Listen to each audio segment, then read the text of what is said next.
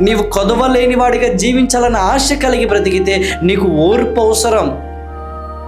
ఇతరులు మాట్లాడుతున్నా, ఇతరులు ద్వేషిస్తున్నా, ఇతరులు నిన్ను కృంగదీస్తున్నా, కృంగిపోయే మాటలు నిన్ను అంటున్నా, నీ జీవితంలో ఓర్పు అవసరం. లోకమంతా దుమ్మెత్తిపోసిన ఓర్పు అవసరం. లోకమంతా మనల్ని అవహేళన చేసిన ఓర్పు అవసరం. లోకమంతా నిందలేసినను మనకు ఓర్పు అవసరం. ఈ ఓర్పు దేవుని యొక్క సంపూర్ణతను మనకు కలుగజేస్తుంది. దేవుని యొక్క పరిపూర్ణతను మనలో నింపుతుంది. దేవుని యొక్క స్వారూప్యాన్ని మనలో నింపి వాగ్దానాలకు స్వతంత్రులుగా చేస్తారు. ఓర్పు కలిగినటువంటి జీవితం. యేసుక్రీస్తు వారు కూడా తండ్రి చిత్తము చేస్తున్నప్పుడు సిలువలో ఓర్పు కలిగి బ్రతికాడు. ఓర్పు కలిగి జీవించాడు.